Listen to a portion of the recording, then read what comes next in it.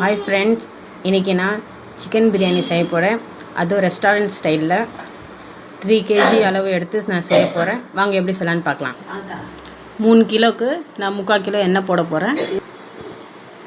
எண்ணெய் போட்டுக்கிட்டேன். இப்போ லவங்கம், பட்டை, ஏலக்காய், பே லீஃபு இதெல்லாம் போட்டுக்கலாம். வெங்காயம் நான் 1.5 கிலோ எடுத்திருக்கேன்.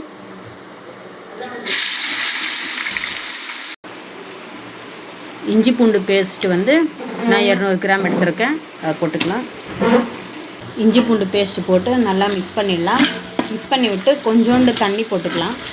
அப்படி தண்ணி போட்டால் அடி பிடிக்காமல் இருக்கும். தண்ணி கொஞ்சமாக போட்டுக்கலாம். போட்டு நல்லா மிக்ஸ் பண்ணி விட்டுடலாம். 1 கிலோ தக்காளி, 2 கட்டு கொத்தமல்லி, 1.5 கட்டு புதினா, ஒரு 15 பச்சை மிளகா போட்டிருக்கேன்.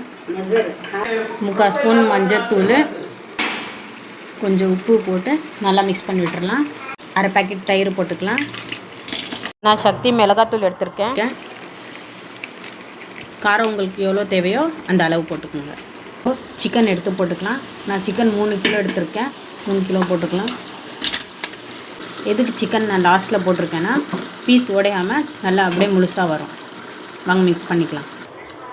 நான் 3 கிலோ பாஸ்மதி ரைஸ் எடுத்து வச்சுருக்கேன். இந்த சமயத்தில் ஊற வச்சிடலாம். வாங்க இப்போ ஓப்பன் பண்ணி பார்க்கலாம்.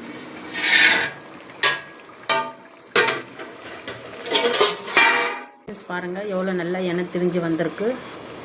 இப்போ தண்ணி போட்டுக்கலாம். நான் 3 கிலோவுக்கு இந்த தேக்சி அளவு தண்ணி போட்டிருக்கேன். அளவு எடுத்து போட்டிருக்கேன். வாங்க போட்டுக்கலாம். உங்களுக்கு உப்பு காரம் எவ்வளோ தேவையோ அவ்வளோ போட்டுக்கோங்க.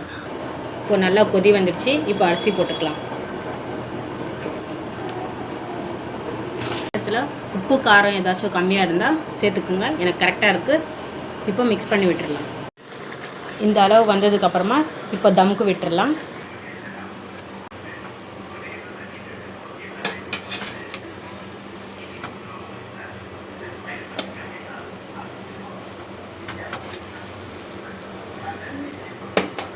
பாருங்கள் ஃப்ரெண்ட்ஸ், சிக்கன் உடையாமல் முழுசாக அப்படியே வந்திருக்கு. இந்த சமயத்தில் கேசரி பவுடரும் ஜூஸ் எடுத்து வச்சுருக்கேன், அது போட்டுக்கலாம். உங்களுக்கு இந்த ரெசிபி பிடிச்சிருந்துச்சுன்னா லைக் பண்ணுங்கள், ஷேர் பண்ணுங்கள், மறக்காமல் சப்ஸ்கிரைப் பண்ணுங்கள் அண்ட் கமெண்ட்ஸில் சொல்லுங்கள். தேங்க்யூ.